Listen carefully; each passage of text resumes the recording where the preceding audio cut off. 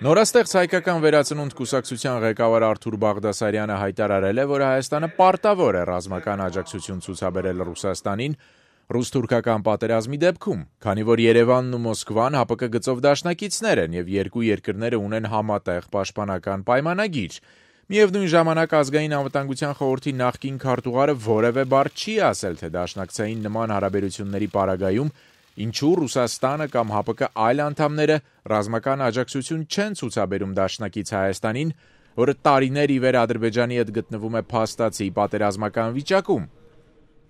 Մոսկովյան Կոմսոմոլսկայա Պրավդա պարբերականում շաբաթ օրը հրապարակված հարցազրույցում Բաղդասարյանը ասում է. «Բնականաբար մենք պետք է ցուցաբերենք նաև ռազմական աջակցություն, ոչ միայն կարող ենք աջակցություն ցուցաբերել, այլև պարտավոր ենք այդ անել, ոչ միայն այն պատճառով, որ ՀԱՊԿ անդամ ենք, առանձին պայմանագիր ունենք Ռուսաստանի հետ, որը երաշխավորում է մեր սահմանների անվտանգությունը»։ Թե այս կապակցությամբ ինչ են մտածում Հայաստանի իշխանությունները, Ազատությունը դիմեց արտգործնախարարի մամլոքարտուղար Տիգրան Բալայանին, ով հրաժարվեց մեկնաբանել Արթուր Բաղդասարյանի հայտարարությունը, նշելով, որ արտգործնախարարությունում սովորություն չկա մեկնաբանել քաղաքական գործիչների հարցազրույցները։ Պատասխանելով հարցին, ինչ դիրքորոշում ունի պաշտոնական Երևանը ռուս-թուրքական սրված հարաբերությունների առնչությամբ, հաշվի առնելով, որ Հայաստանն ու Ռուսաստանը դաշնակիցներ են, Բալայանը չասաց, արդյոք պաշտոնական Երևանը պատրաստակամ է ռազմական աջակցություն ցուցաբերել Կրեմլին։ Ռուսաստանն եւ Թուրքիան ունեն դիվանագիտական հարաբերություններ, ինչ վերաբերվում է Ռուսաստանի եւ Թուրքիայի միջև հարաբերությունների ներկայիս իրավիճակին հանգեցրած միջադեպին, այսինքն Թուրքիայի կողմից հակաավերչական գործողությանը մասնակցող ռուսական մարտական ինքնաթիռի խոցումը, ապա այդ կապակցությամբ մենք մեր դիրքորոշումը հայտնել ենք եւ այն մնում է ուժի մեջ։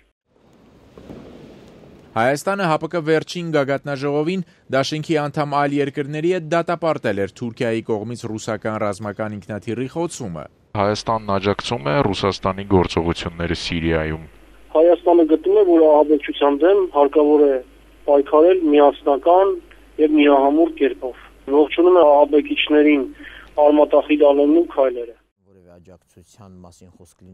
Վերլուծաբան Ստյոպա Սաֆարյանի խոսքով ռուս-թուրքական պատերազմի դեպքում Հայաստանի շահերից չի բխում քաղաքական դիրքորոշումից բացի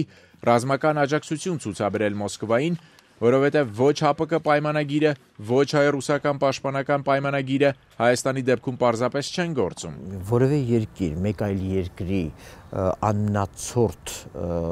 աջակցում է միայն այն դեպքում, երբ դա փոխադարձ է լինում։ Իսկ մենք քանիցս համոզվեցինք ՀԱՊԿ-ի արդարացումներին, դե մենք ինչ անենք, որ Ղազախստանն ու Բելարուսը եւ մյուսները չեն ցանկանում, կամ ինչպես Բորդյուժան ասեց, մենք տեսնում ենք, որ հայ զինվորը լավ է կռվում, դրա համար չենք խառնվում։ Սաֆարյանը հիշեցրեց, Հայաստանի դաշնակից Ռուսաստանը Ադրբեջանին հարձակողական սպառազինություն մատակարարող գլխավոր երկիրն է։ Թերևս քաղաքական կոնյունկտուրայի արդյունք է եւ քաղաքական ուժերը ցավոք սրտի առաջնորդվում են ոչ թե շատ հստակ եւ կայուն գաղափարներով եւ արժեքներով,